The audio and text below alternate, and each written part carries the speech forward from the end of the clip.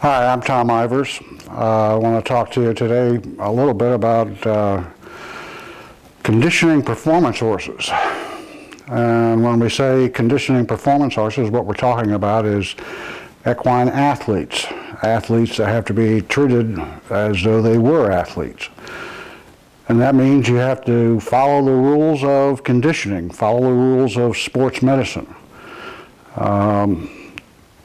Human exercise physiology has quite a lot of science backing up, 40 years, 50 years of good exercise science. Equine conditioning doesn't have a lot of science. While we have a lot of equine athletes out there, they're not trained by the same kind of people that are training human athletes. A typical human athletic coach has a master's degree. If he's in high school, he has a master's degree in exercise science, and if he's coaching in college, he's got a PhD typically in exercise science. So our athletes are not trained by people that have that kind of background. At the same time, though, these equine athletes, in terms of investments and time invested and actual value of the horses, they have at least the value of the typical human athlete in terms of return on investment.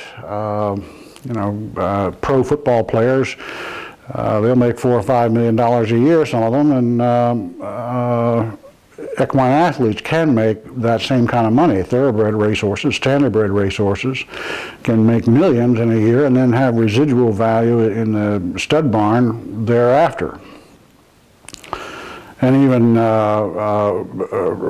animals that are not racing for profit, for example, endurance horses or three-day eventers, or there are some prizes in three-day eventing, but again, they're not like thoroughbred prizes. But those horses at the top of their game are still worth millions.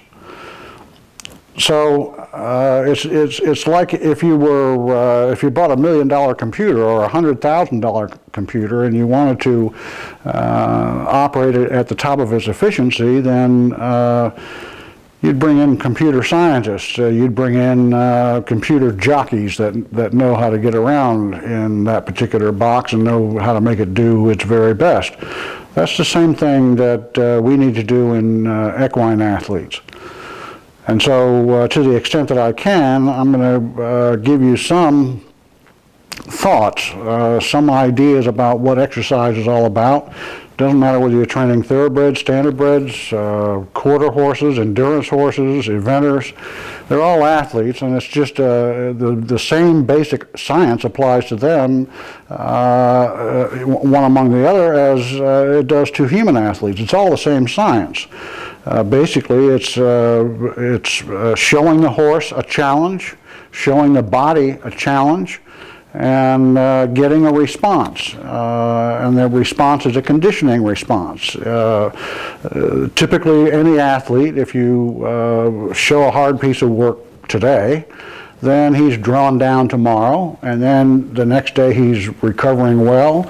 The third day he's almost recovered. The fourth day he is at a point of supercompensation where better than he was the day you put that conditioning test on him. And then you come back right then and you hit him again with another piece of work and draw him down. It's a work recovery cycle. And conditioning works in cycles. It works in 3 or 4 day cycles, and it works in weekly cycles and monthly cycles. They're called mini cycles, micro cycles, macro cycles. Basically a human athlete goes through quite a long preparation for the big meets at the end of the year and then for the Olympics and this type of thing, and they want to peak out, they want to be their very best at the time of the big important contests. The same thing with horses. While we do race parimutuel horses sometimes weekly with standardbreds, really what you want to do is race in the big races and win them. And what you want to do with eventing or endurance is, be there for some of the less important races, but then win the big ones. And if you win the big ones, then your horse and your time have both become quite valuable. So now, what are the rules of exercise science? The first and primary rule in any conditioning protocol is what they call progressive loading. And all progressive loading means is that if today, Monday, you're not doing any more than you were doing last Monday, then you're going nowhere. In other words, you have to climb that ladder of supercompensation. If you want your horse to be better and better, then you have to show him more and more levels, higher levels of stress. And the stress can be time at work, it can be speed at work, a number of body temperature, a number of different stressors that play upon the horse. But progressively, those stressors are added, and they're not added all of a sudden. They're not added quickly. They're added progressively, step by step by step by step. And sometimes with a racehorse, you get up here where you're doing good miles, and now you're going to have to come down to speed, to racing speed. And it's, in fact, all horses are going to come down from a broad base of background mileage, foundation mileage, to specific exercises, specific conditioning protocols that are designed to prepare them precisely for their athletic event. In racehorses, basically, you're talking speed for a distance. So if you're trying to build a thoroughbred that'll go 3/4 of a mile in 1:09, you'll start out with 6 miles a day if you're intelligent, if you're smart. If you don't, basically in conditioning, more is better. So if you build a good, strong foundation, then later on you can do more of the right kind of work to prepare your horse for its specific event. So basically, you build this big foundation, and then you start to squeeze. And as you squeeze, you're coming more and more to the speeds and the other stressors that the horse will experience in the actual event. Until pretty soon, down here, you're going relatively short, but you're duplicating or exceeding the stressors that a horse will experience in the event. If it's a 3/4 mile race, then you might come all the way down to a 5/8 breeze in 56 and a piece, 57, if you really want a 109 1200 meter horse. In an endurance horse, you might want to come down so you're doing 10 miles, 10 miles, 10 miles with some rest in between them at speeds that are at least 1/3 faster than the horse will ever see in an actual endurance race. And you may want to incorporate hill climbs, multiple repetitions of hill climbs. The hill climbs are not specific in terms of no horse, for the most part, is going to be climbing hills except for endurance horses. No race horse is going to climb hills, steep hills. But hills are special. Hills will put a certain kind of power into the horse that you can't get any other way. And they're really good for jumpers, for polo ponies, for thoroughbred race horses, and even standardbreds. We've done standardbred uphill training too, multiple heats uphill. And they're very, very effective. So a hill is a way of getting resistance exercise into a horse that has to face real serious power challenges during an event. And uphill is a better way to put power into them than trying to grind them out as fast as they can possibly go on the flat. At any rate, the job is to progressively load, step by step, the stressors. It starts out with distance, building a foundation. So a horse that's capable of loping for a mile today, next week might go 1.5 mile lope, and next Monday might go 2 miles lope, and next Monday might go 2.5 miles lope, all at the same time. and just build to a base foundation. If you don't have the foundation, then you can't do any kind of significant volume of event-specific work later on. And it's better to be able to do a volume of event-specific work, because then your horse will be the most fit animal out there. Right now, just about across the board, I would say that probably event horses are the fittest for their job. And most of the other horses are just unfit, including world champion thoroughbreds, just simply unfit compared to what they could be if they were properly conditioned.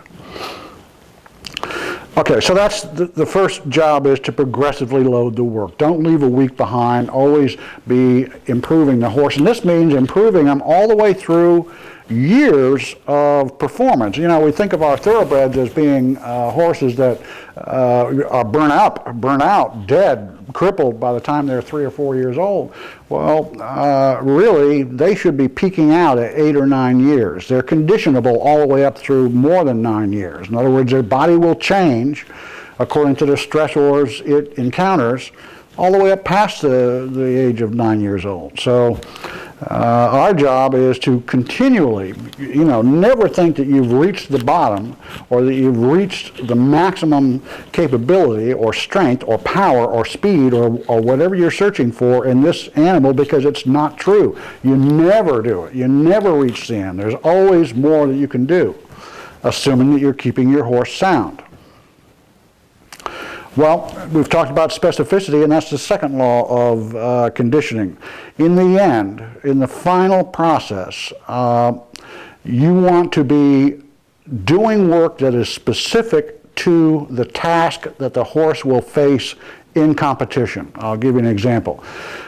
If you want a roller skater, then you put that athlete on roller skates and roller skate all day long. You don't swim the roller skater. If you want a swimmer, you put them in the pool and you swim all day, and you don't roller skate the swimmer. Now that's a broad example. Let's get it squeezed down. You don't sprint an endurance horse for the most part, and you don't do 100 miles in a day with a thoroughbred that you want to race 6 furlongs and 109, because that's training away from where you're trying to go. You're trying to go for speed, maximal speed in the thoroughbred. If you do a lot of slow miles, you'll drop off the capability of the horse for speed. You'll actually change his body so that it doesn't particularly care to make speed anymore. It's easy to do. You can do it. And the same with endurance horses. You don't want them ready to rock and roll out of a gate and deliver a 22-second quarter. A horse like that will just wear himself out in the first 10 miles of an endurance race, and it's all over. So that's non-specifically trained. Now you get into trouble where you start thinking that, well, I just crippled this horse over here, and maybe we'll swim him for 30 days. Well, swimming is non-specific exercise for any endurance or racehorse or any kind of a performance horse event. It's just not done. There is no event for the swimming horse. So to the extent that you invest time in swimming and not in event-specific work, for example, with a thoroughbred, the thoroughbred's going to gallop in his races. To the extent that you do work that is other than a gallop, in other words, let's say 10 miles of trot, what does that do for you with a thoroughbred? Nothing. Zero. It's a warm-up. Do a mile and a half, you know, walk for a quarter mile, do a half-mile jog, 3/4 mile jog, maybe even a mile jog, but then get up into a lope, and not a canter, not a hobby horse, ka-chunk, ka-chunk, ka-chunk down the racetrack, but a nice boom gallop. Okay, that's the stride of the thoroughbred racehorse. The same with a trotter. You don't pace them all day long, you trot them. Same with the pacer. You don't trot them all day long, you pace them. Because those, you know, you're not only building the right kinds of muscles, but you're building the right kind of neuromuscular coordination. Specificity is basically neuromuscular coordination. In the horse's body, there's 1 billion muscle cells that have to work together they have to be wired to work together. Anytime you have to think about a motion, for example, if I'm playing guitar with my fingers and I have to think that the first finger goes here, now the second finger goes here, now the third finger goes here. If I have to think about that, I'm slow. I can't be thinking about it. My brain cannot get involved in the action of my fingers. What has to happen is practice enough so that what is called an engram forms in the bottom of my brain or in my spinal cord that says, okay, you're going to play a slow song now. And the fingers go, okay, doodle-dip, doodle-dip, doodle-dip, doodle-dip, doodle-dip, and they know what they're supposed to do. The hand, out of your brain into your hand. In the horse, it's out of his brain into his legs. That's neuromuscular coordination. Automatic strides, and they're very specific strides. Again, a pace is not a trot, and a trot is not a gallop. You cannot trot all day and expect the horse to gallop fast anytime, because it's non-specific exercise. And you can't gallop a horse in a 2-minute lick and expect him to do a mile in 1:33. Can't be done. You can't train a trotter in 2:15 and expect him to go in 1:58. Can't be done. Well, it can be done, but you'll cripple him in the process, okay? You can ask him for that 1:58, and if he's a natural athlete, he'll get it, but then he'll come up with a suspensory, he'll come up with a tendon, or he'll start crushing his joints together, and you'll have to start injecting with needles, and then you're into the big, down the pike, it's over kid deal where the horse lasts till he's 4 years old, and then he's all done for life. So specificity is the rule. You have to do the kind of work. In fact, you have to do, if you're smart, you'll do more than the challenge. In other words, if I've got a trotter that has to go in 1:58, I'll prepare him to go in 1:56. I'll have a trotter that can go in 1:56. I'll have trained him that way, and I'll know that I've trained him that way. And then when he goes out to race, it's going to be the easiest day of his life. It'll be fun. And that's what we want the competition to be on all of our horses. Doesn't matter whether it's an endurance horse or an eventer. We want the horse to really enjoy competition, because then when they're enjoying it, that's when they perform at their very maximum best. They're having fun. That's when they really perform. Well, to get there, you have to really put the challenge to them. If you don't challenge the horse's capabilities every week, every month, every year, to improve and improve and improve and improve, you don't get a truly built athlete. And you should always come down to the very tail end of the process where you actually challenge the horse for more of whatever it is, more miles, more speed. Generally it's more speed in most higher metabolic stress in most of the athletes that we're dealing with, like the polo ponies going uphill, multiple heats uphill. That's more than they'll be asked to on the flat. Fine, but that's putting the firepower in their butts, and they can really scoot when it's time. Polo ponies and jumpers, same deal. Those are power athletes. A power athlete is different than an endurance, obviously different than an endurance athlete, but let's look at a power athlete like a polo horse and a power athlete that's kind of like has some power to it, the thoroughbred racehorse. The thoroughbred will go out there and race and ring up a 222 heart rate. It'll come across the finish line, the heart rate will drop back down, and it'll kind of flatten out somewhere around 135. And then for quite a few minutes it dribbles on down until you finally get down to 110, 105, 106, somewhere in that neighborhood. Maybe 30 minutes later it's dropped down underneath 100 in most thoroughbreds. And some thoroughbreds are quite fit and they'll drop faster than that. But a polo pony or jumper, as soon as they come off the course, their heart rate's down to 70, 75. However, they've done some very strenuous work for very short periods of time. Jumping over a jump takes a lot of firepower all of a sudden. Sprinting after a ball out on the polo field also takes a lot of firepower for a very short period of time. And so during those short things, they don't build any oxygen debt. They don't get behind in their oxygen delivery or anything like that. which is what the heart rate flattening out shows you that the horse did, and we'll talk about that later. And so what they need is absolute firepower, like a weightlifter would get just lifting 250 pounds. We get that with the hills. We can go out and do repeat exercise up a hill and get the firepower that we want without going after endurance, because we really don't need much in the way of endurance. We need good muscle fuel built up in all of these athletes. Every athlete that we're talking about, we need plenty of muscle fuel, but we don't need that kind of endurance that we'd like to see in and let's just call it stamina in a thoroughbred. It's not even endurance. It's high-speed stamina, the ability to maintain high speed for 2 minutes or longer.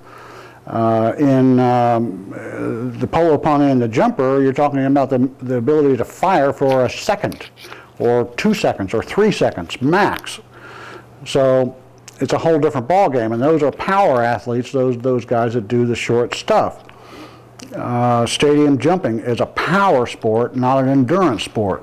If you have enough muscle fuel, they'll be able to jump and jump and jump and jump all the way through the show, but.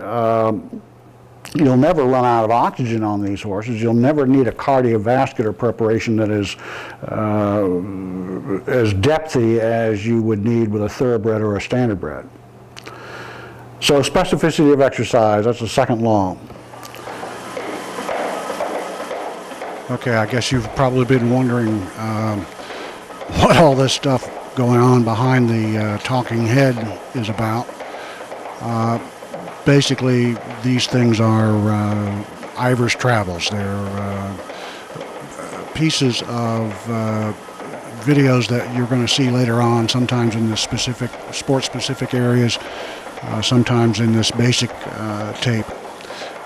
This particular piece of tape is showing 3 different technologies at once. One is the high-speed treadmill, 2 is interval training, and 3 is the heart rate monitoring. This horse is going to do a 3 times 1 mile interval workout with 10-minute partial recovery rest periods between. It's going to do it on a high-speed treadmill running flat. The high-speed treadmill is made by Leone Amundsen and Don Amundsen, who make these devices in Lexington, Kentucky. And this video is probably 12 years old. So the treadmills are a lot fancier now than they were back then, but still, this is a pretty fancy treadmill anyway. Okay, the horse is going into its first heat. This mile is going to be in 2:30, and basically when you look at a horse galloping on a treadmill, you look at how comfortable it is, if it's flashing its tail, or if it's got its ears back, or some kind of thing like that, suggesting that it is in difficulty, then everything shuts down. This horse is happy and working hard. In front of the horse is a fan, and the fan blows on the horse because, as far as the rest of the universe and the laws of physics are concerned, the horse isn't moving at all. The horse is standing still, and that means there's not a breeze on his coat where that sweat is starting to form. There's not enough of a breeze to really cool him off. If we run into a temperature problem, what we're going to see is a flashing of the tail and some dancing and misbehavior, because the horse gets very uncomfortable with a high core body temperature. Okay, so we're at 2:30. We've gone about 0.45 of a mile so far. The slope says 0.2 or 0.3, but actually it's flat. There's that much error. At least there was that much error in the treadmill reading device at the time we took this video. The horse is tethered from the middle of the treadmill up to the back of her halter, and what this allows is for her to, actually it's a him, to bend in the middle of his back and get some collection, as if he was racing on the bit or training on the bit. We don't like to tether him from the front to hold him in place. You never can. What they do is they go up and their shoulders actually hit the restraining bar in front, and they tend to lean on that restraining bar. We don't want that to be happening. Now, this treadmill is safe. What you'll know about it, what I should tell you about it, is that, again, the horse is not going anywhere. As far as the laws of physics are concerned, he has no forward momentum. If the treadmill were to shut right down right now, the horse's legs would stop, and he would stand right where he's standing right now. If you were to stumble, then the treadmill would try to move him rearward, but he's 1,000 pounds of stuff to move, and it would take a while to get him up to any kind of speed at all where he'd be flung off the back of the treadmill. He wouldn't. I've seen him stumble and go off the back with the hind legs and be standing still with the hind legs and still be galloping with the front legs. It's a very interesting thing to see. You don't want to see it too often because you've made a mistake, but I've seen it, and they don't get hurt doing that. The only time they can ever get hurt on this device is when they are real playful in the beginning and they kick, buck and kick and get a leg over that bar. I've seen that happen one time, and there have been thousands of horses trained on high-speed treadmills. I've seen many of them training, and I've seen one horse get its leg over that bar, and it was no fun. It's like getting a leg over a divider in a trailer. No fun. Okay, now we're looking at recovery heart rates. And what's going to happen 60 to 90 seconds after crossing the, quote, finish line in a workout is the heart rate's going to drop quickly. And then it's going to come to a point where it plateaus out, flattens out. And that plateau will occur typically within 60 to 90 seconds. Now, this heart rate right here, you can see it's still dropping. And this plateau heart rate is the key to knowing how deeply you dug into the horse. Because if you dug into the horse hard then and did some work that caused him to get behind on his oxygen delivery system, in other words, you want to do that because that's the way you condition the cardiovascular system.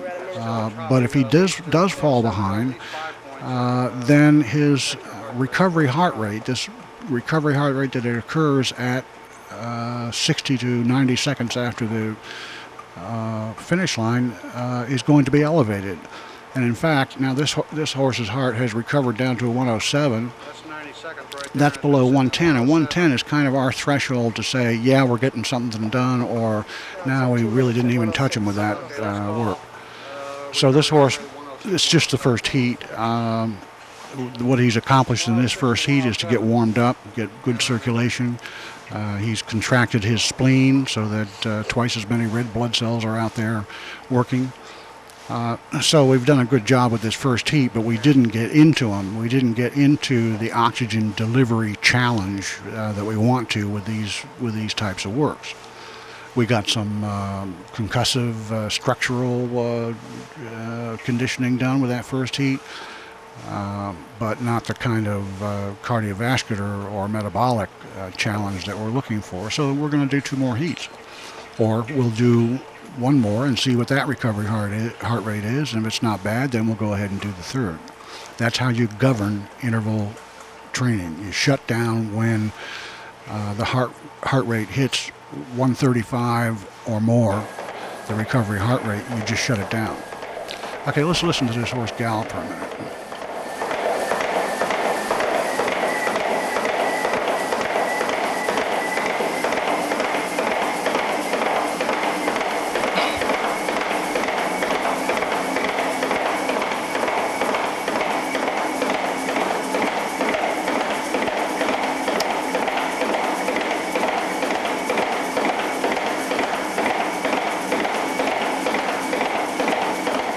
Okay, now he's doing a 2:10 mile.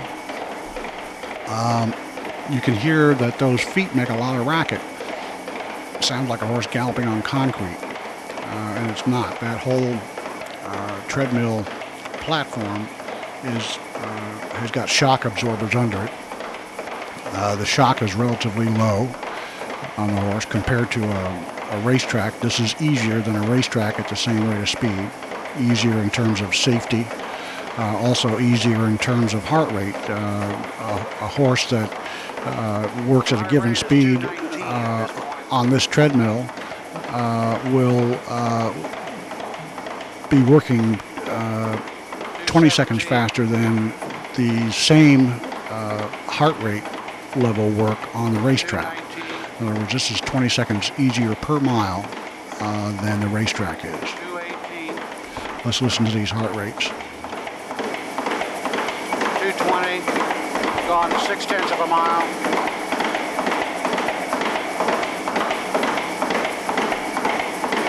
Still 220.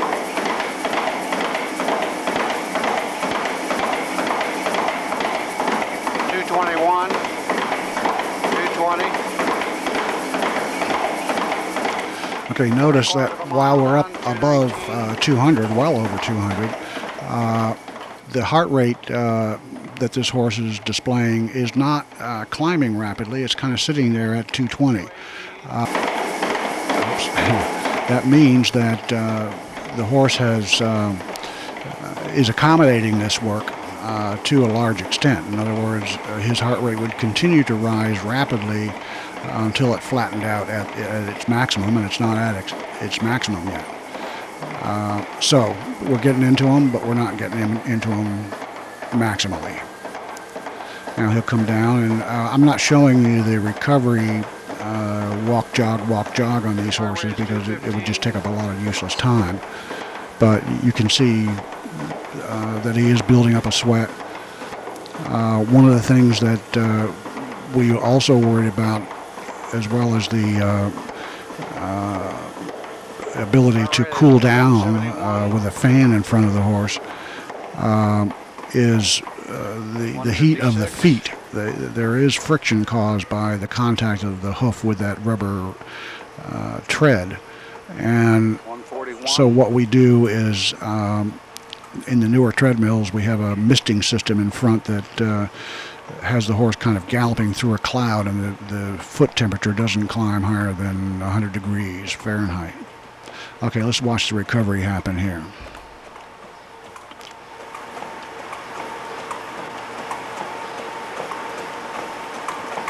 Can you see all the three? Huh? Can you see all three? Yeah.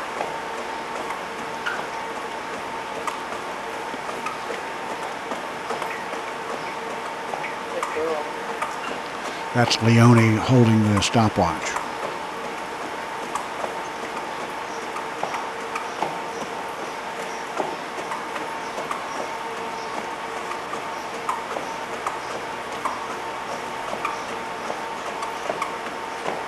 Which heart rate monitor is more accurate?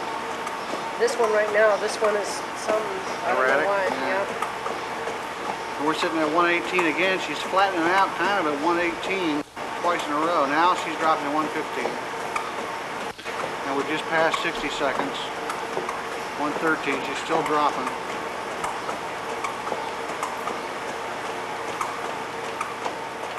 And now she'll hang at 113, and that will be our recovery number. And what that tells us is that, sure enough, we got into her, into him. I should keep saying her. I don't know. Maybe it is a she. Anyway, we got into her and built some lactic acid, built some oxygen deficit, that the heart rate gets attenuated. The heart rate drop gets attenuated by the fact that there is still some work for the heart to do in supplying oxygen to go ahead and burn the rest of that lactate and catch up. And during this 10-minute rest period that the horse is going to have, most of that will get done. Most of the oxygen debt will be repaid. But not all, because we're doing intervals. We're not doing repetitions. We're doing interval training. And that means we just want partial recovery between the rest periods, not full recovery. We're trying to glue together 3 miles of exercise into to produce a conditioning effect of stamina, the ability to tolerate higher lactate levels, the capacity to burn more lactate as fuel. We want a bigger capillary bed. We want a bigger heart muscle. we want all the cardiovascular changes that we can get, but we have to go gradually, step by step. This horse has been doing these kind of intervals for quite some time. It started way up at 3 minutes. There's my telephone. I'm going to go listen to this workout. 131 at a 346 mile.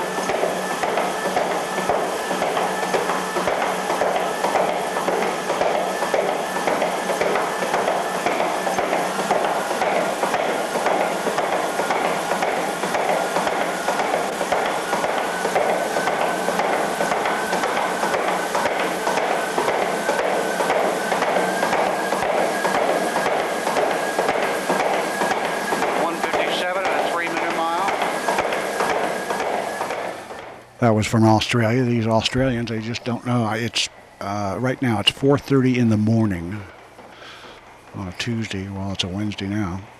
And these Australians, they don't get what time it is over here in America.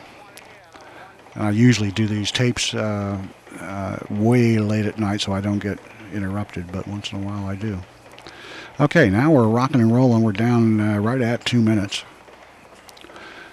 And let's listen to what the heart rates are doing. 158 miles, 229. 229, that's cooking.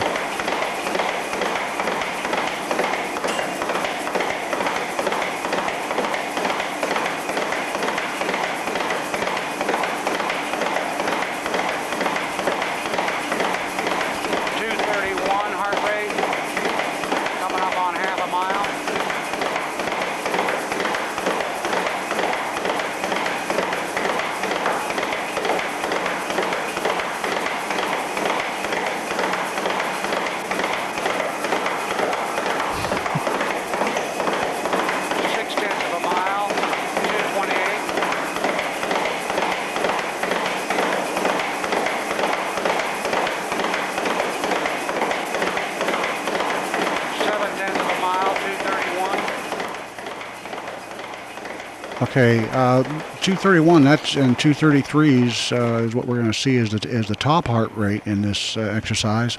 It's still probably not maxed out. The horse probably still has some more room, maybe all the way up to 239, 240. But this horse is working really hard. Now, should it be working this hard at a 2-minute lick? Probably not. We're working this horse right at its capability right now. And we'll see that in the heart rate recovery. When the heart rate recovery gets down to 135 and flattens out, then that says, boy, you came close to overworking this horse. If you're out on the racetrack doing it, you'd worry that maybe you bowed a tendon. 125, your working range is 110 to 125 is really where you want to be on recoveries. And this horse, I think, is going to come down to 129 and flatten out there, and that's well within the safety range. But this is all for today for this horse. You get over 125 and you start thinking, hey, if we're doing full mile works, this guy's had enough. All right, let's just watch these recoveries happen.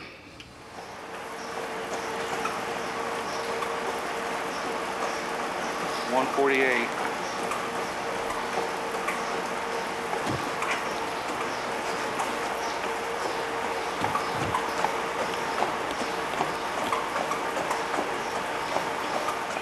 That's Leone. She's had virtually every bone in her body broken. She's an exercise rider and trainer, licensed trainer. These girls got to be tough if they're going to get on those horses. And, Leone's about as tough as they come.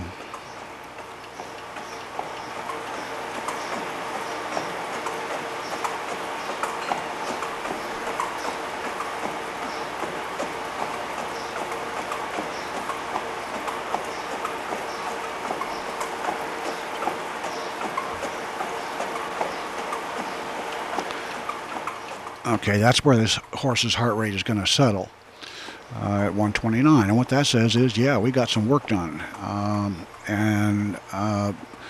but it was an appropriate workout. We didn't overstress the horse. The horse did the right kind of work. Is going to survive it, not going to have any problems. When we pull away from the heart rodges and look at the horse moving, you'll see that there's still no flashing of the tail, there's still no ears back, there's still no signs that the horse really thinks you're trying to kill him. The horse just did a nice piece of work, a hard piece of work. And he's going to be tired, but nothing more than that. And that's basically what a really ideally controlled interval workout looks like in a thoroughbred. Standardbreds will do a different kind of interval workout, and when we get to the standardbred tape, we'll start showing what those intervals look like.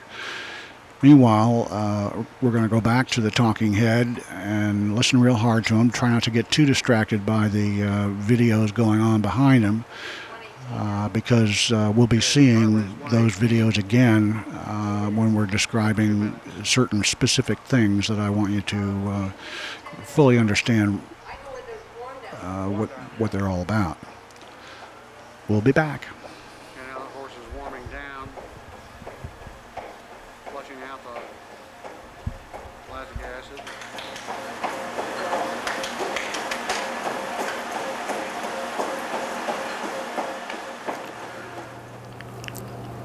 The third law is no surprises.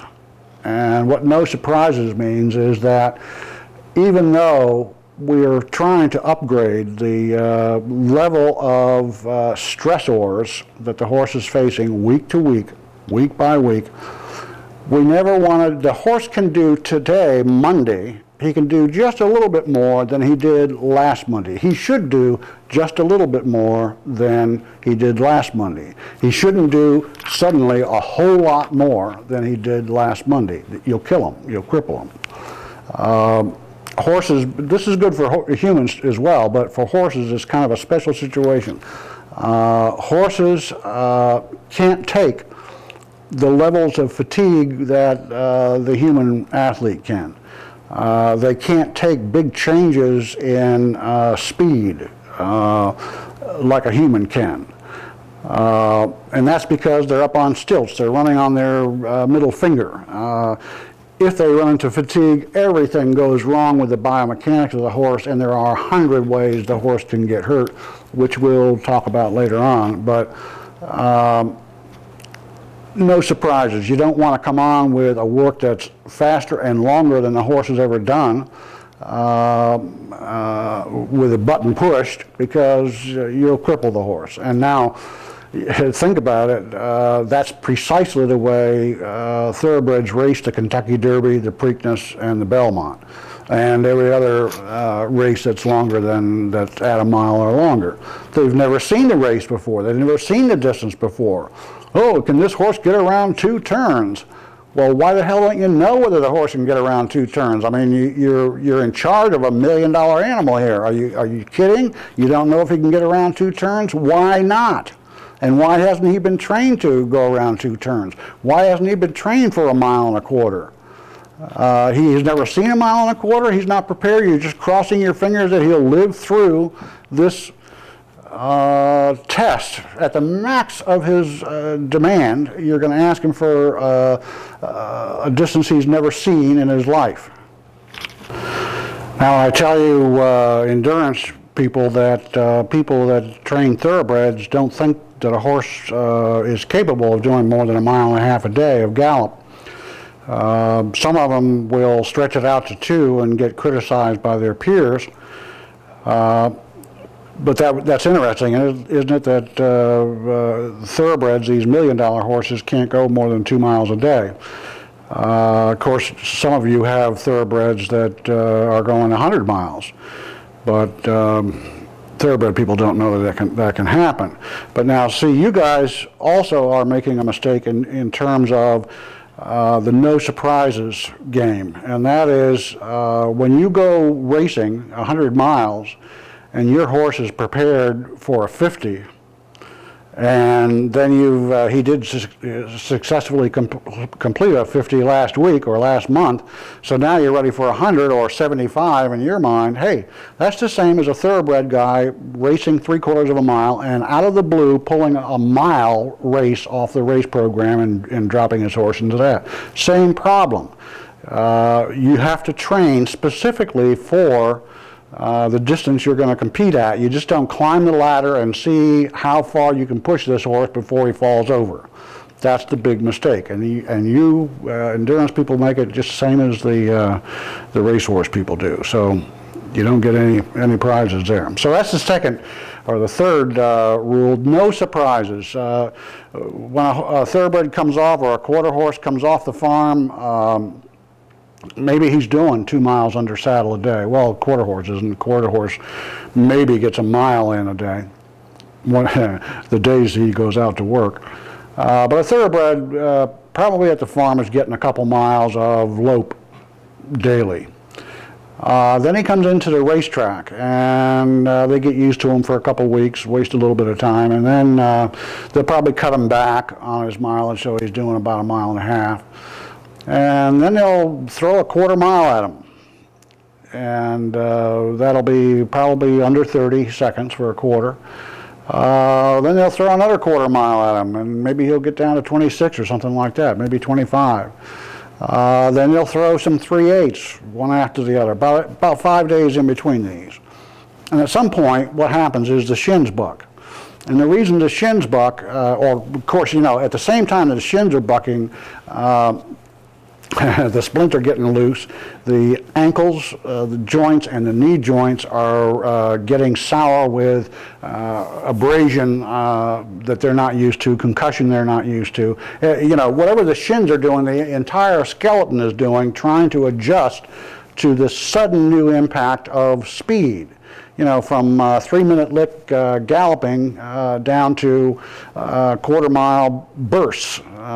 That's a big change, and so what happens to the cannon bone is it tries to accommodate the new levels of concussion, and the way it does it is it expands its diameter, but it expands the diameter of the cannon bone from within. In other words, it doesn't go over here and pick up some calcium and over here pick up some potassium and bring them down there and cement the bone together. Instead, it goes inside itself and pulls the calcium out and builds a lattice work of new structure on the outside of the old cannon bone. And then, of course, the next breeze comes and you knock that lattice work to hell and it shatters, and then you've got a big sore spot where the bone's trying to remodel. Meanwhile, the bone density of the bone is going down, down, down, down to the point where you could get a fracture in that somewhere in that leg, and many do. Chips as well, ankle chips and knee chips. So that's a surprise. Those little 1/4 miles are a surprise. And if you keep on repeating the mistake, then you're going to pay for it with shins. They say something like 80% or 90% of horses buck their shins. They've got a new thing called the Maryland Shin Program that is still a bunch of little sprints, but start them earlier and go shorter. The solution to that problem is build a base of quantity work every day. In other words, let's go out and just try to believe me that a thoroughbred can actually gallop 6 continuous miles with its eyes closed if it's been brought up through a progressively loaded protocol. Just believe me, it can be done. And it doesn't hurt horses to do that. It hurts the rider. The riders get sore butts, but then that's their job. Riders have it pretty easy. They want to get on 20 horses a day. That's where they've got it hard. They shouldn't be getting on 20 horses a day. They should be getting on 5 and doing the right kind of job. But then you're the trainer and you're the boss of what's going on in your stable. So if you can't make your riders do what you want them to do, then you're not a good employer. You're not. I know it's the sociology of the racetrack not to ask riders for their best, and not to ask your shoers for their best. You just let the shoer do what he wants to do, and for the most part, you let the rider do what he wants to do. or you just blindly do the same thing that you've always been doing, which is 1.5 miles a day, and then the kids get out there and they start racing each other on the backside where you can't see them. So you really don't even know what's going on into your horse unless you're out there watching them every damn minute of the day.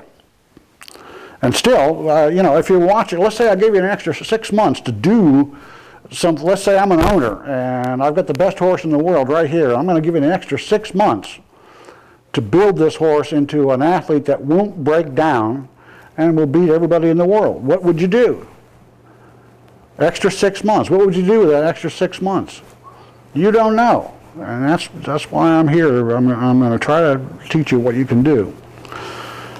And what you do is you build a foundation first. That's the very first thing you do, is build a nice strong base on which to build this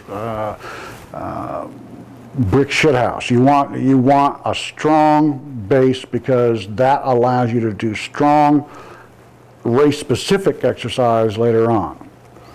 And with that, you can avoid this sudden burst of crippling exercise, just to quick get ready for the horse to race, and let's see what he's got. You know, that's the whole thing. We want to take a peek and let's go 3/8, and if we can get at that in 35, hey, we got a racehorse. If he goes in 39, he's just going to be another orangutan.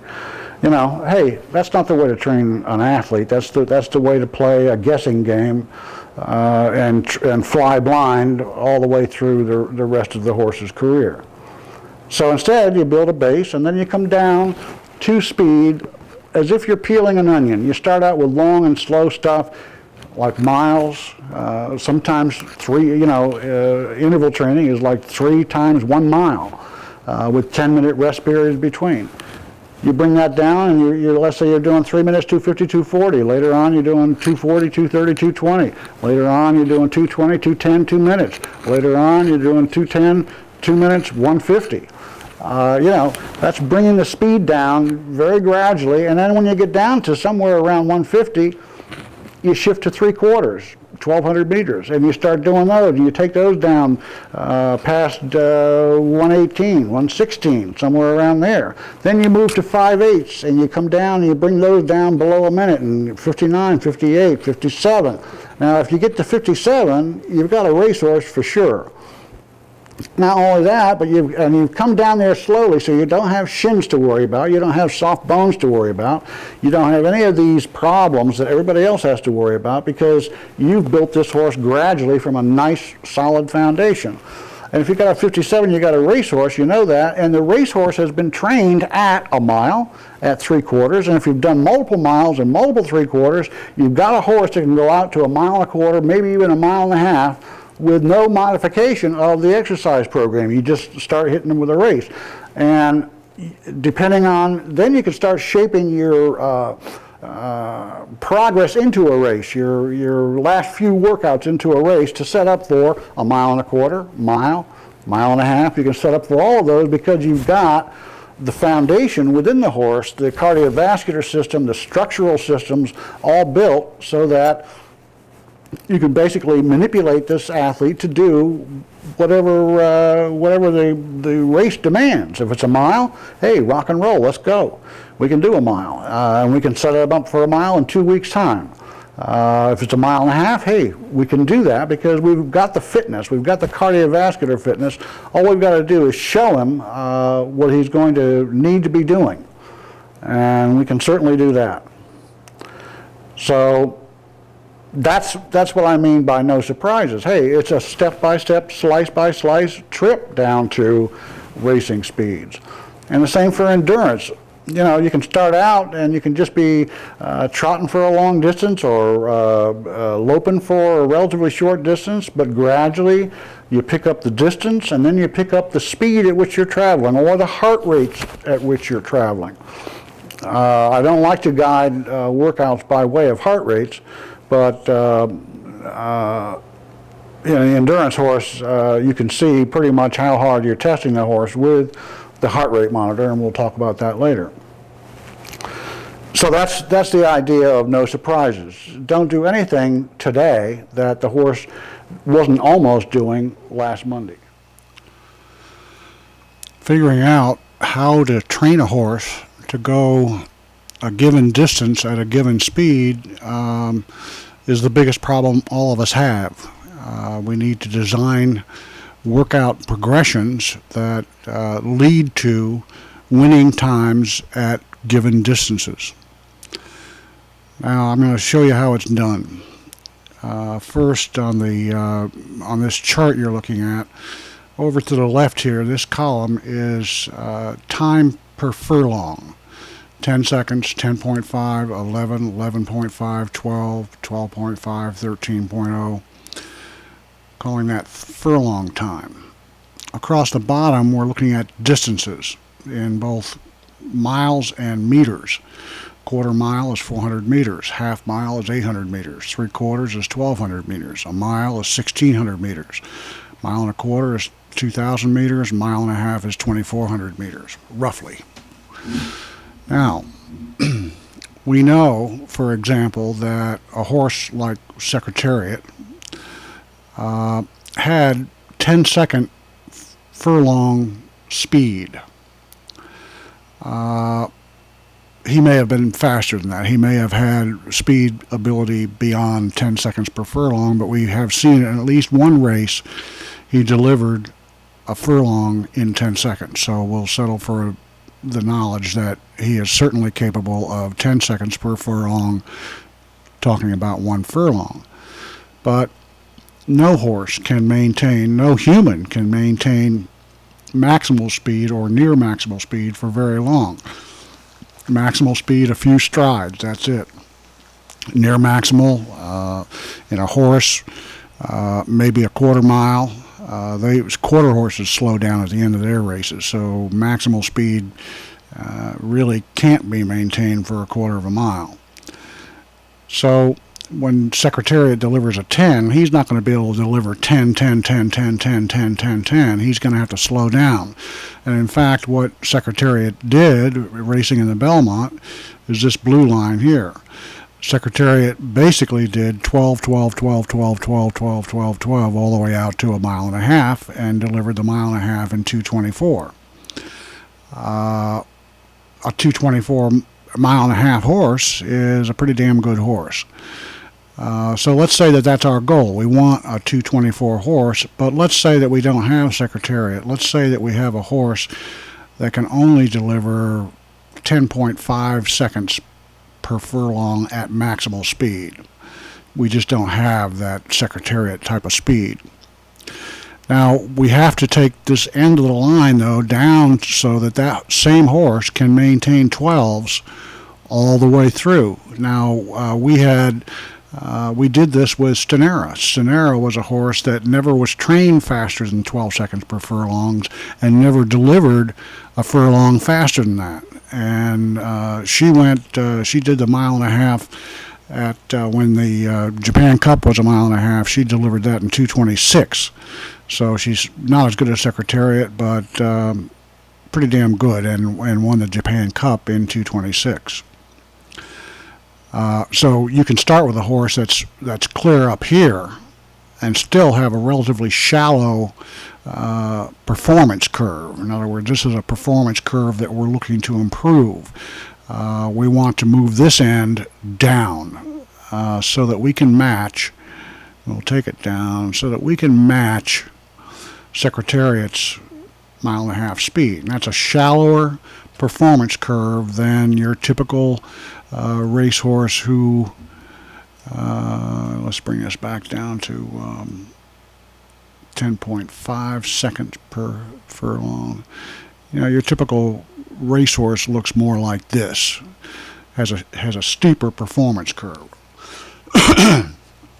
We've got a fulcrum in the middle of this. It's at 3/4 of a mile, which is 1/2 of a mile and a half. That's going to be important to us because that tells us where to place our workout distances. Now, ideally, what we want is workouts to move from longer, slower works to shorter, faster works. just kind of like this curve, this performance slope does. The shorter you go, the faster you can go. Basically, it's easier for a horse to go faster at 5 furlongs, which is where right here, than it is for it to go slower at a mile and a quarter.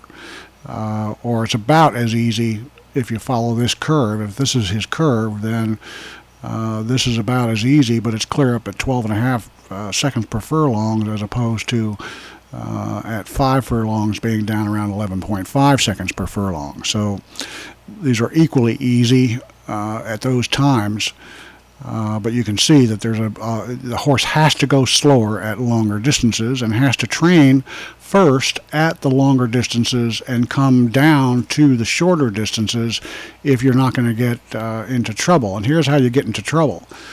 If you go down here, and we're going to call this arrow training pressure.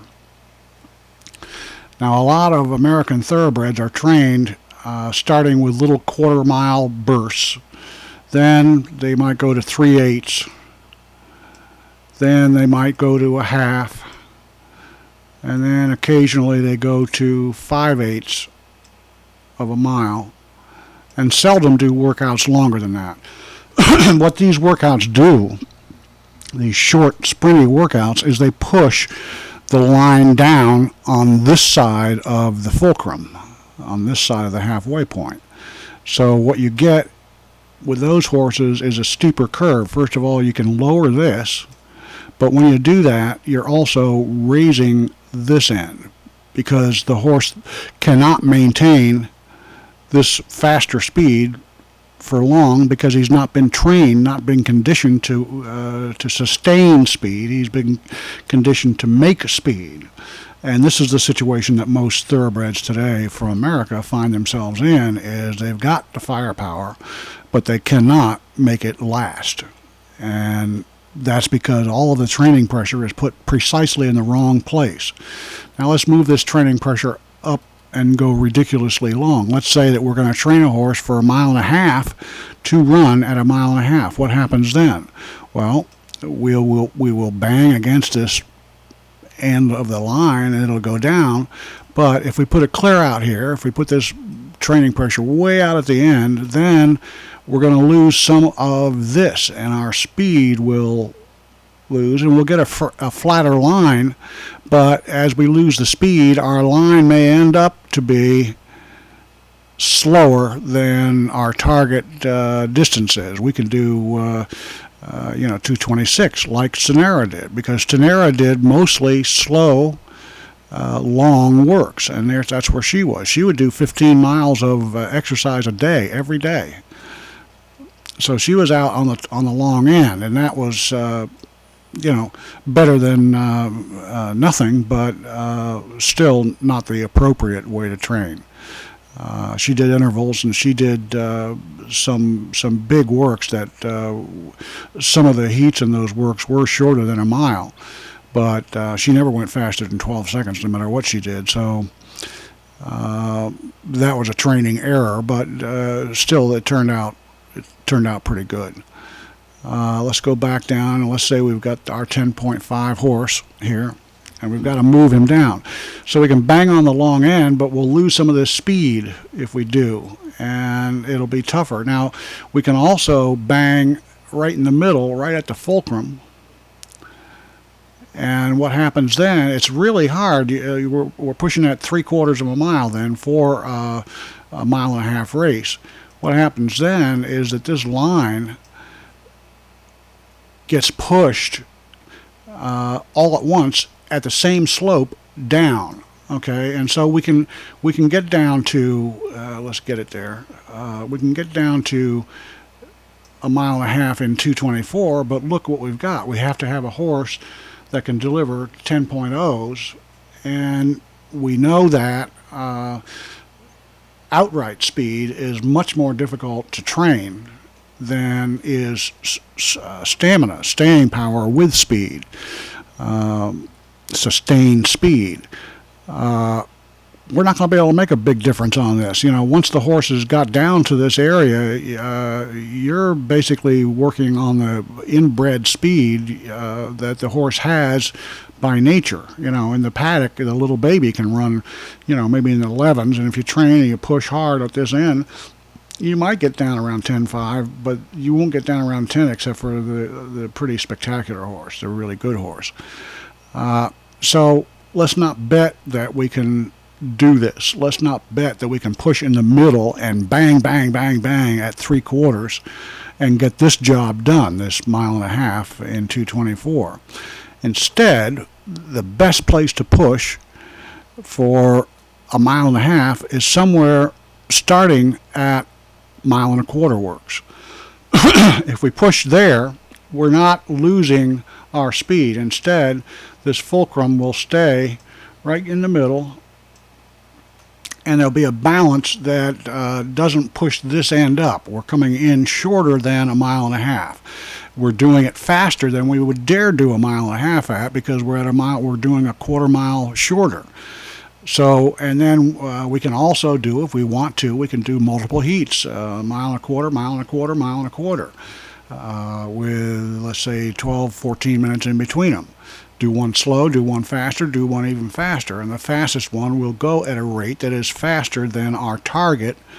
By the time we get through all this, our target 1.5 mile time. But let's say we get down to averaging 12s, and we can't go faster. Let's say the horse just doesn't want to go faster than 12s no matter what we do. That's not good enough, because we know he's going to fade away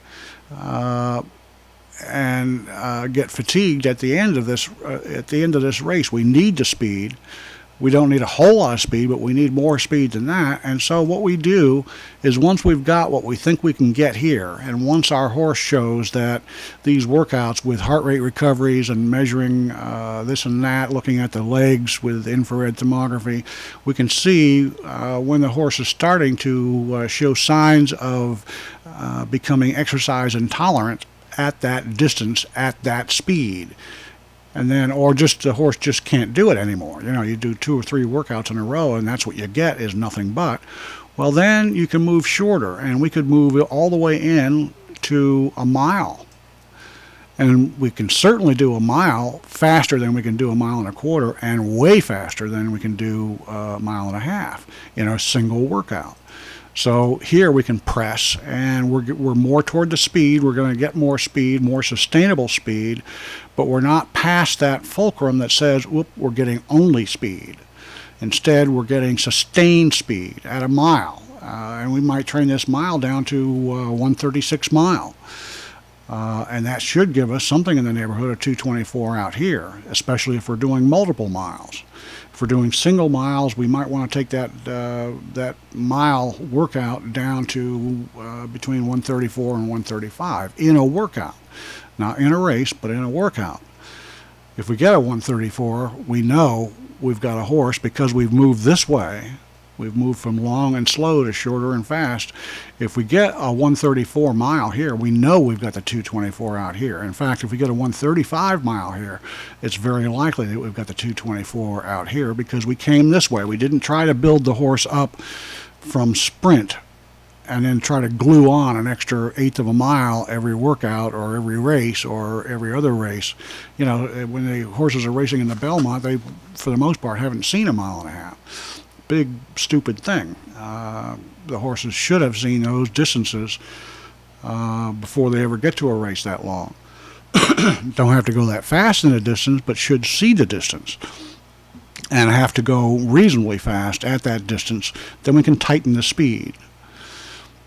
Okay, so to review now, what we're looking at then is a method to target our workout distances and times so that they will produce something other than what they are. In other words, we can bang around at 1.5 miles, but every time we try to get another 2 seconds off that 1.5 miles, we're in danger of fatiguing the horse and coming up with an injury that we don't want. Or if we race him, let's say hard at 1.25 miles and really surprise him because he's never seen 1.25 miles before, then we're risking injury there on the way to here. Instead, we could start out here, we could start with some 1.5 miles, but they would be slow.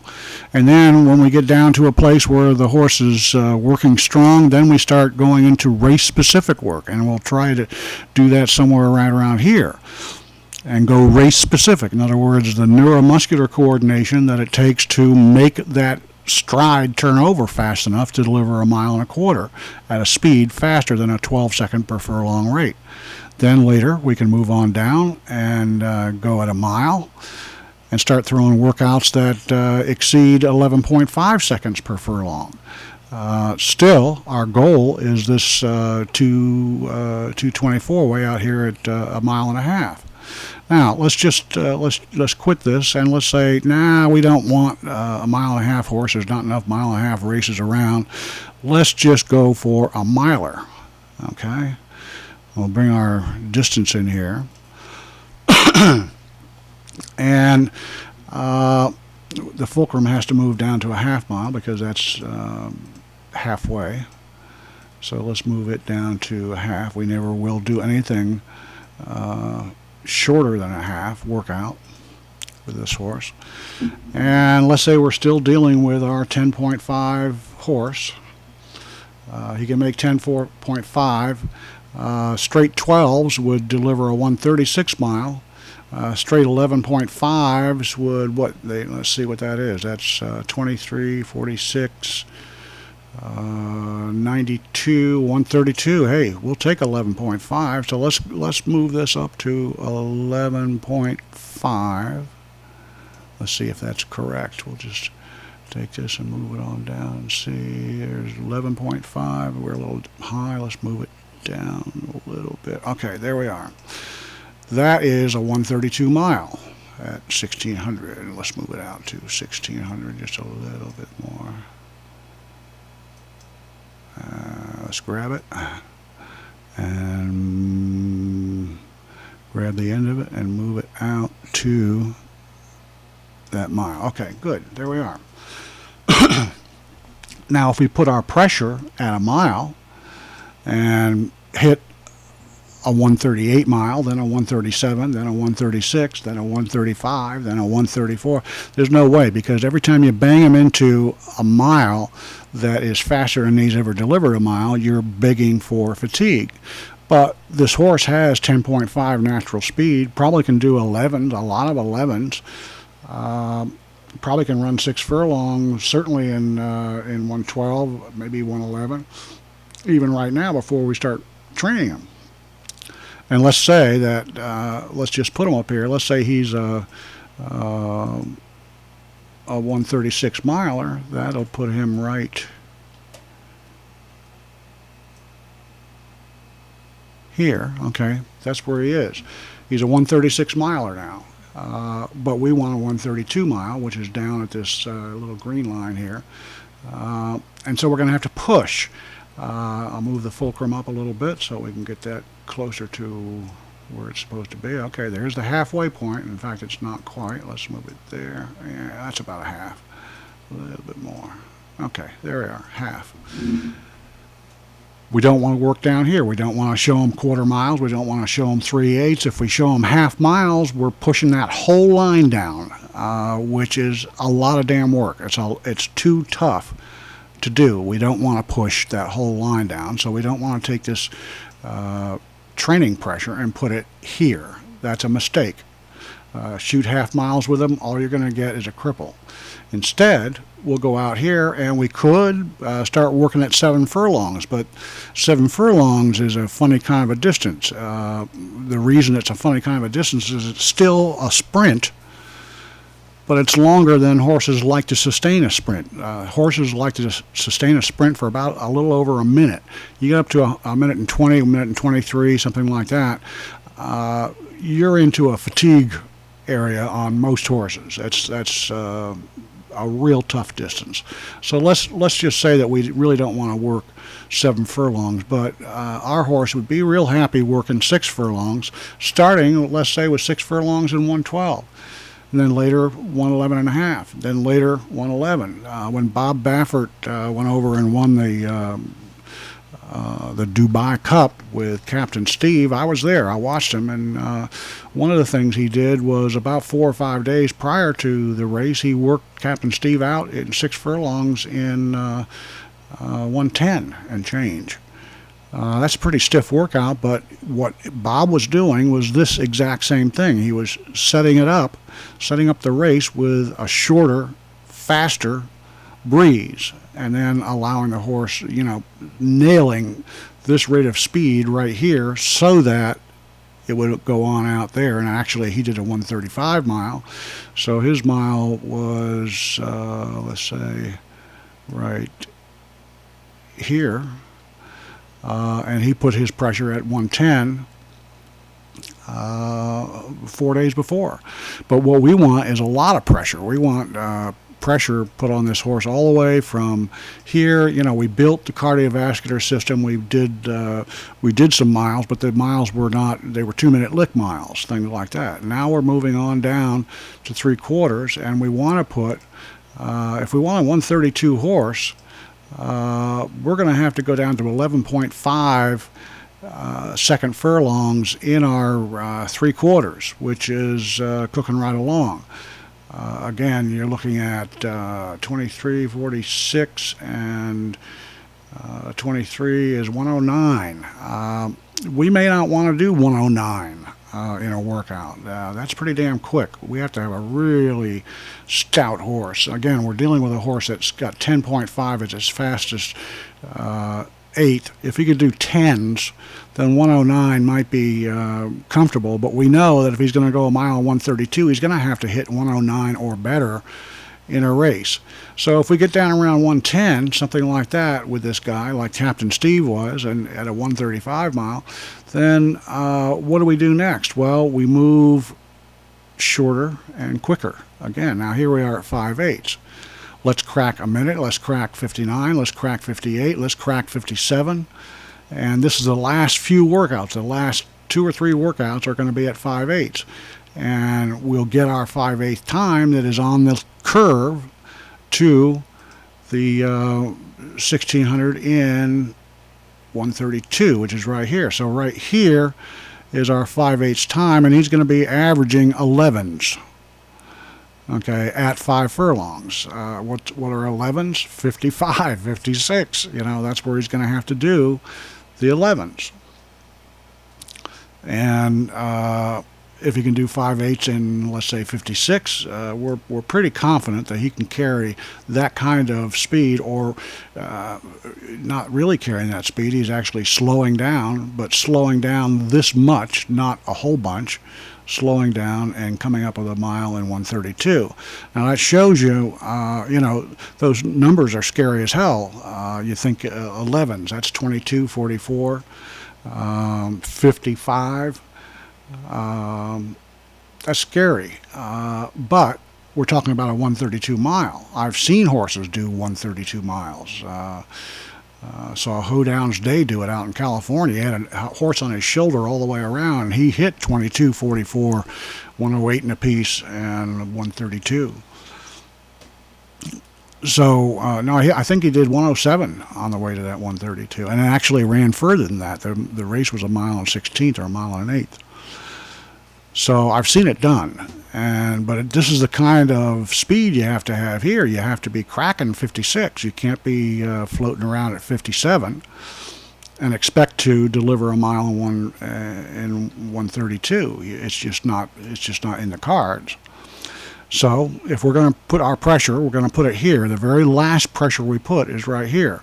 We can take this pressure and move it out and start real slow up a 2-minute lick and gradually move it down, move it down, move it down. And, you might as well come in round numbers. 3/4 is a nice round number, 1,200 meters. 1,300 meters is 7 furlong. 1,400 meters is 7 furlong. 200 meters per furlong. And then taper out with your little 5/8 screaming.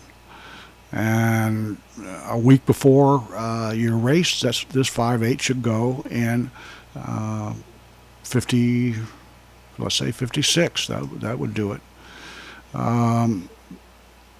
If you wanted to instead work 3/4, and you want, again, a mile in 1:32, you want a world record mile, then your week before the race workout at 6 furlongs is going to have to be 1:08 and a piece. You've got to be ready to do that. And if you're not ready to do that, then all of this is meaningless. And you certainly can't do this with a horse that has been trained down here, you know, banging around these 3/8 and halves. That's not work, and it's certainly not sustainable speed. And if you get out there and try to knock down 1:08s at 3/4 with this kind of training as a preparation, you're going to cripple the horse. There's no doubt about it. So you don't try this with a horse that has been conventionally trained. And conventionally trained starts at a quarter, moves up to 3/8, bunch of works at a half, about 5 to 7 days apart, too long apart actually. Finishes out with 5/8 breezes and goes racing at either 5/8 or 3/4. And then has a hell of a time going a mile. May or may not live through that. That's how you find out if you got a Derby horse, is if he's still alive in May. And there's a hell of a lot of them that started out looking like Derby horses that aren't alive in May, or at least aren't competitive in May. They're all cripples. You know, that's what they call the numbers game. You buy 150 horses, and you get 2 of them still on 4 legs by the time you get to the Derby. That's expensive. That's a real expensive way to make a living. It's not expensive for the trainer. It's expensive for the owner. The owner hasn't got a Chinaman's chance of making any profit with the odds against him, unless he just gets real lucky all of a sudden. So that's how you plan your workouts. And basically, from workout to workout, you're moving in this direction. Shorter and faster, and you never get past that fulcrum.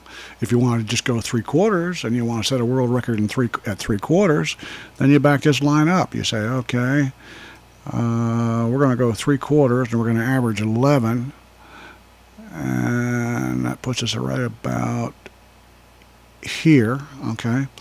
And 11s, let's see, that's 22, 44, 66, which is 106. You'd never be able to do that, okay, but let's say you could. Let's say that it's possible. Let's move this guy down to 10 flat capability, and you look at the slope of the line and you say, well, is that possible or not? Well, it kind of looks possible, doesn't it? A 106, and I don't know horse has ever done that, but some of them have come damn close to it. Now your 6 furlong fulcrum is down here at 3/8. So again, you'd still never prepare a horse with 3/8 to prepare for 6 furlongs, but and your choices get narrower because you're going a shorter distance. There's not a lot of choices here. You got 5/8 and you got halves. You will have come down from miles and 2-minute lick miles, then on down to some 3/4 and things like that, but no 3/4 at racing speed or close to racing speed. But then right here is where you start to get race specific with the 5/8, 1,000 meters, and you pump those and you go as far as you can. Let's say you crack a minute and you crack 59, crack 58, crack 57, and that's about what you can get. Well, that's not quite where we have to go. We have to go faster than that. So while the horse is still smiling, before he gives us any signs of injury or anything like that, we move on to the 5/8. Or the half miles, and we shoot 800 meters, and we try to crack 45 on those. If we can crack 45 on those, we're doing pretty damn good. Cracking 44 is a big job, but again, you've got to have perspective here. If the perspective is that you've got, I'm not talking about a horse that's racing today in 112. I'm talking about a horse that's got 10 capability, 10-second furlong capability. He's not racing up here. He's racing down somewhere in this neighborhood. And that's already, you know, a 110 horse. Then you can improve them by pushing right through here. But the reason he's a 110 horse is because, let's get that out of the way, is because we started clear up here and we walked our way down step by step by step, like a big funnel, long and slow to short and fast, shorter and faster, until finally we're down here as short as we dare go without crunching the horse, and we try for that world record. Now, let's just say that we do have a 112 6 furlong horse. Let's change his little pattern here and take him up to there. Now he's got a much steeper performance slope. Okay, let's say he's still got 10-second capability, because horses that are racing 6 furlongs generally can knock out a 10-second furlong somewhere in there.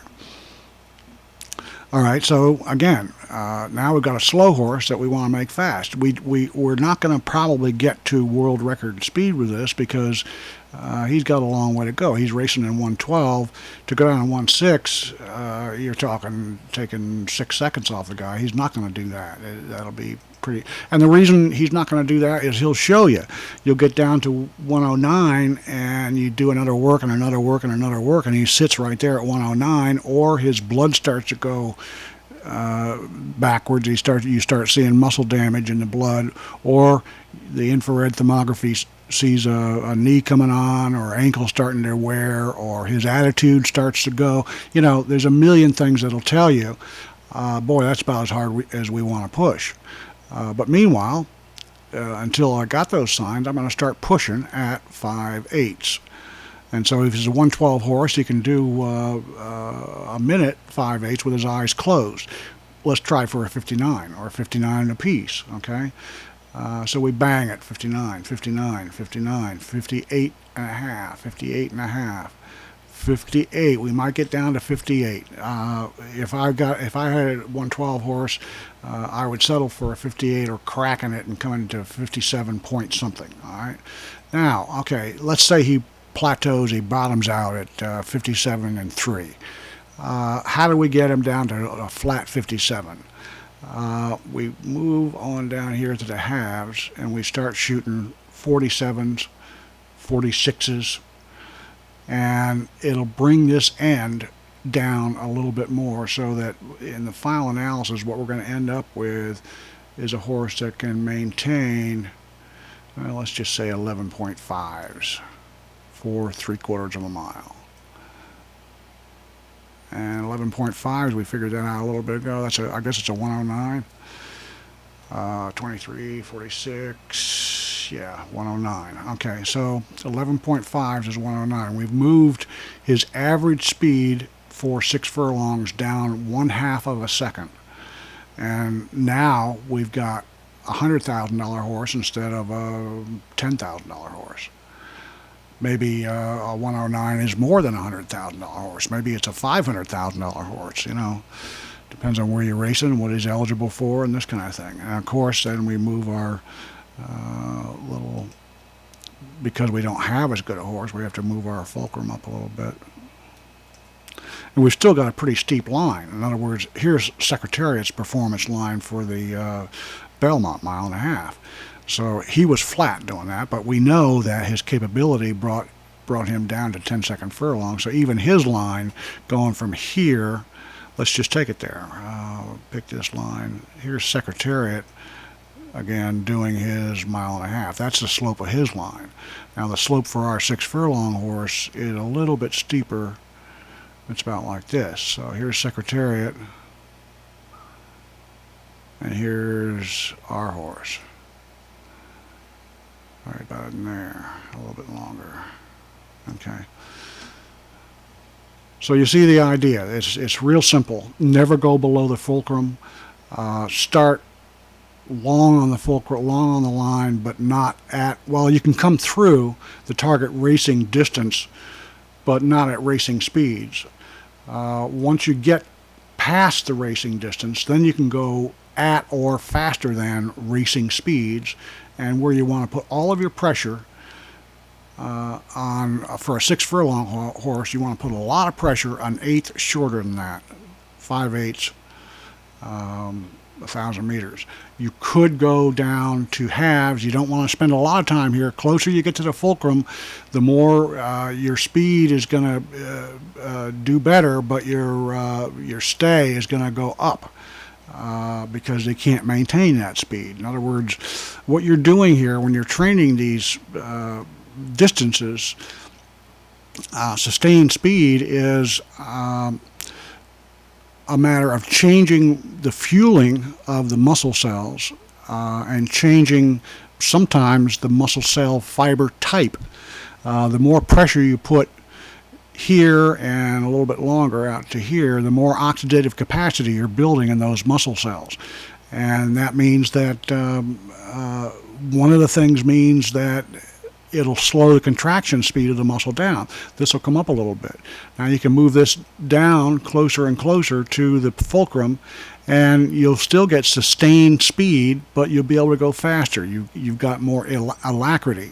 And if you can get that neuromuscular coordination going faster than it has to go out here, but shorter, then you've got the best of both worlds. You've got the neuromuscular coordination done. You've got the muscle fueling done because you've worked from here all the way down to here. You didn't start down here and have no muscle fueling going on, no cardiovascular development, no muscle oxidative capacity development. All that was done for us up here someplace. But now we're down into our good race prep area, and the final race prep then would taper out here. Up at the 5/8, you'd be doing bigger workouts. You might be doing doubles or triples up here. Down here, you'd be doing singles. You'd be tapering out with singles, and that makes a big difference. A taper makes a big difference in what kind of speed you're able to get with the workout, especially if you do a good warm up prior to the workout and roll into the work. So that's the whole theory of designing conditioning protocols for the racehorse. It's real simple, but you can see that just about everybody's doing it wrong. Like the standardbred guys. Let's say that we want to go a mile, and hell, we want to go a mile in 1:55, which will take our little thing somewhere up around here.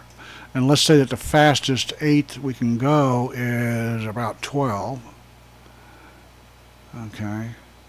Nah, there isn't any standardbreds. Let's say it's clear up here. Let's say what's 14 and 14 is 28, 56, 74. Okay. A mile is a long distance. 8 of these. 8 14.0s. What's that? Hang on a minute. I'll jump out of here and go directly to my calculator. And it is right here. 14 times 8 is 112 seconds. That's about a 152. 152. Okay, so a racehorse, this is a 152 standardbred. Right there. Okay, now you know what standardbred guys are doing? When they train their horses, oops, I don't want to move Secretariat. Leave him there. When standardbred guys train their horses, and I'll have to move my chart up, there we go. When they train their horses, this is 15 seconds per 8 is 2 minutes. They're training their horses clear up here. They're training them 3 times a mile, and the fastest one's going to go no faster than 210. Seldom goes faster than 210, and sometimes they only do 2 heats, sometimes they only do 1 heat. I mean, the standardbred training is getting almost as bad as thoroughbred training these days.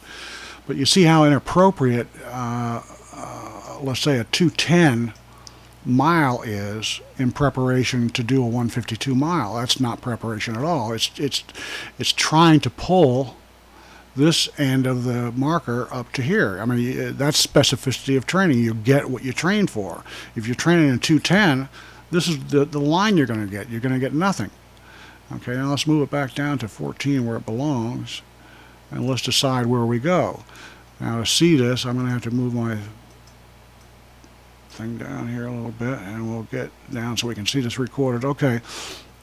Now what I would have done with a standardbred is I would have taken them through 3 times a mile, and I would have taken those miles down to about 205, which is slower than this, but I'm moving on from there.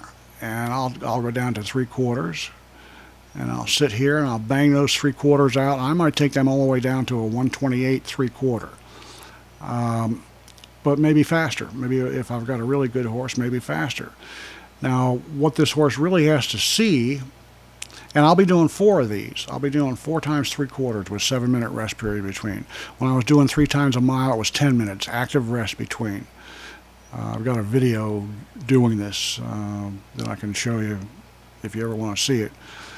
But now we're down. Now we come down finally to the halves, and we still are doing big workouts. We're not tapering out like we do with thoroughbreds, because standardbreds are fitter than thoroughbreds. They can take more work.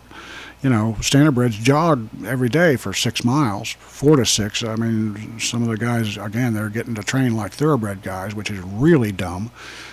But they are, and consequently, some of them are only jogging 6 miles a day or 4 miles a day. I mean, you can jog them. I've had guys jog them 15 miles a day, and the Australians, 15 miles is kind of routine. They'll do that most days. But Bud Brooke was on a 15-day base mileage thing, and he trained 2 horses to win. Well, he had 4 horses to start with, 4 $8,000 horses, and 2 of them became champions, 2-year-old champions. One the filly champion and one the colt champion. Then another one won $200 and some thousand, and the 4th one never started, but was sound at the end of the year, for a total of about 1.7 million in winnings. That's good enough for me for 4 horses that were worth $8,000 to start with. And what he did was exactly what I'm telling you here. But he started out with 15-mile days, so he had a big fat base on him up here. It didn't slow his horses down because he spent a lot of time at the 3/4 right here. He banged away at these 3/4, and he'd take these halves 6 times a half, fastest 2 in 55, 56, somewhere in that neighborhood, and he had horses that could do 152s with their eyes closed and probably could go faster than that if they were ever asked. So that's how you build a standardbred. Same idea. You never go below a half, ever. I mean, why mess with that? Here's your fulcrum. Let me move it. Here is your fulcrum for this guy right about there. Okay, a little bit more to the side, right there. Never go down here with your training stuff. You always train up here and here. And you never train the way the hell out here if you expect to get anywhere. Here's where the French guys are. The French guys and the Europeans, they think that they're going to get mile stamina or 2,000 meter stamina by training way the hell out here. They want to put more wind in their horses. That's a real big mistake. Because all you do is slow the horse down. You don't get any sustainable speed anyway. So it's the worst of both worlds. Instead, what they should do, and let's move our target out here. Now we want to go 2,000 meters, which is a typical French or Belgian race. Okay, 2,000 meters, and we'll move our fulcrum out to 1,000 meters or 5/8, right through there. Okay, now somewhere between 2,000 meters and 1,000 meters is our best areas for pushing the train for us to put our training pressure. There's 1 mile. Another one would be 3/4 of a mile. And if we really want to blow this horse against a brick wall, we can take him 5/8. Now, I've got a video of a horse doing 6 5/8 and became the world or the French champion over there. He was syndicated for $1.7 million. The name of the horse is Korean. But the reason he was training those 6 times 5/8 is because his track was it was a straightaway track that he could get 5/8 and then a roll down out of, and no more. Now he has since built a longer track, but at that time, all we had to work with was 1,000 meter sprints. And so we pushed right here at the fulcrum, and we knew exactly what we had to do at the fulcrum, but we were moving this whole line, this whole red line, we were moving it down like this. We're pushing it like that, the whole thing. And that means we're pushing the speed at this end, and we're pushing the stay at that end. That's really hard. It's better to have the speed. You don't need a lot of pressure at speed. That's what chops up the knees. You need the pressure at distances that are short of the target racing distance, somewhere out in this, somewhere out in this neighborhood. You know, we're a 2,000 meter horse. We want to push at a mile. We want to push at 7 furlongs on that kind of a horse. We could push at 3/4, and a lot of the pressure should be right at 3/4. That's your money in the bank work. And so is the mile. The mile is also money in the bank. In fact, in the mile, when you talk about money in the bank, you talk about not withdrawing money. You get down to these ones that are near the fulcrum, and it's give and take whether you're taking money out of the bank or not.